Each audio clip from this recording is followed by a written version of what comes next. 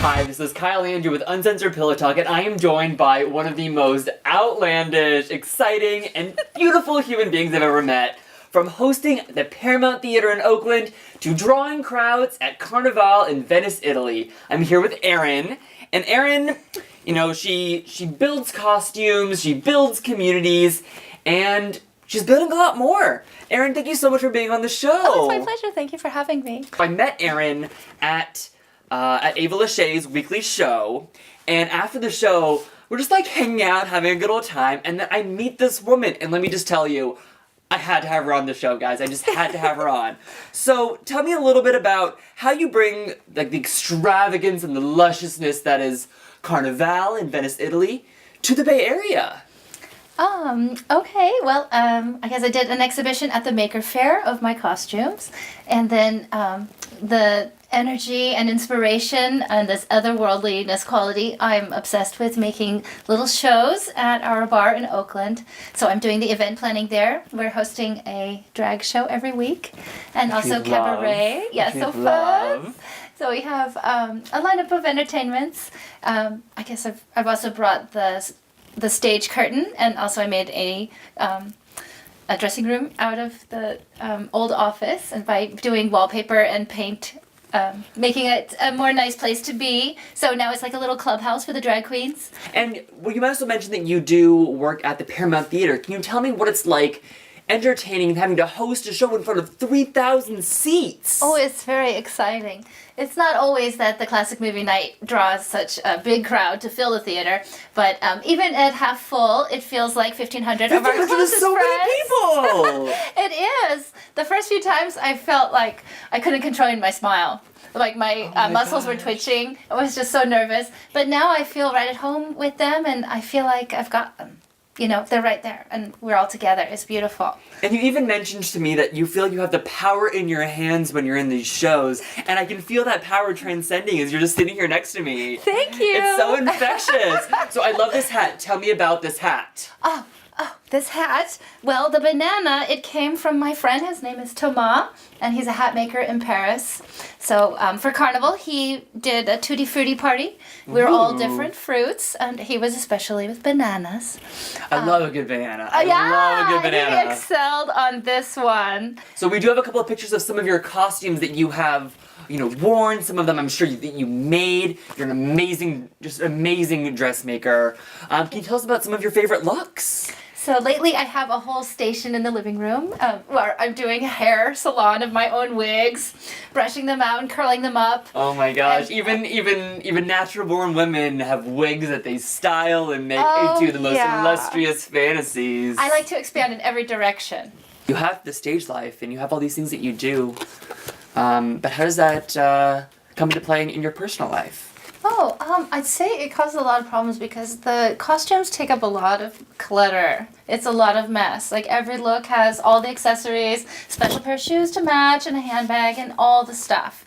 So it's very complicated to organize it and keep it all tidy and in a line, you know, because so I guess I'm just trying to do too many things.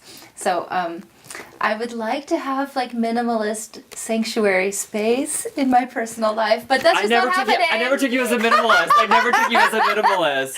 And you say you live at home with your husband. Yes. Yeah. How does he come into this? How does he come into this this theatrical world that you've built? Oh, I think he's kind of behind the scenes. He's also in the entertainment industry, more on the serious side.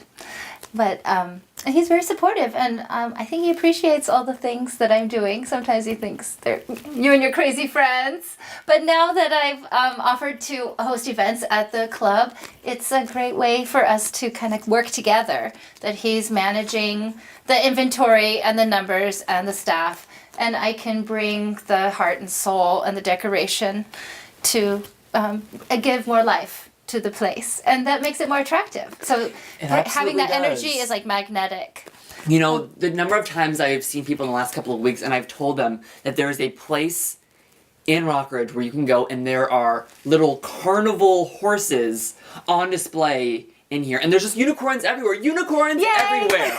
And then the Rockridge Improvement Club, you guys, you walk in there and you would have never expected that there was going to be this unicorn what do you want to call it? Unicorn watering Sanctuary. hole. Unicorn sanctuary in the middle of Rockridge. When I think Rockridge, I think something a little bit different, and I think that people seeing this for the first time are going to be so overwhelmed by that. And so happy that when they finally come by. Yeah, thanks. I guess the building was a 100-year-old building, and it was originally a public house. Oh, it was called Ye Old Hut, so it was Ye Old Hut. A popular watering hole. It was Okay. a little more, I don't know what you'd say, a dive bar. We're going to take over the little record store that's next door. They're going to move to a new location, and we're going to make that a little event space. So maybe it can my host goodness. tastings there, maybe more art classes, maybe more drag queen beauty school. Are there any other things that you want to plug? Things that are coming Oh up? yeah, I want to tell you about my neighbor is making a book about my life of 24 years going to the Carnival of Venice in Italy. Oh my gosh. So it's going to come out in 1 year. So she saw me in the driveway trying on a giant pumpkin costume that was made with 16 hula hoops.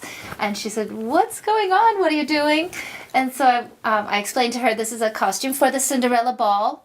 I wanted to have a unique dress that no one else would wear. And of course, no other woman wants to be the shape of a pumpkin with 16 hula hoops. But I thought, I dare. I will do it. Oh my gosh. And it was so it's fun. Great. So I made it like a pop tent where it has the hula hoops feeding into a tube. And through this experience, she was so inspired that she wanted to. Yeah, she was like, "Tell me more about the carnival." So I said, "Well, I have a suitcase of pictures for 24 years. I've been going for a long time." And so we sat there for about 3 hours and went through all these pictures. And she said, "My goodness, I want to make a book out of this." And I do want us to give a special shout out to your shoes this evening. We haven't had a chance to Oh, properly feature them.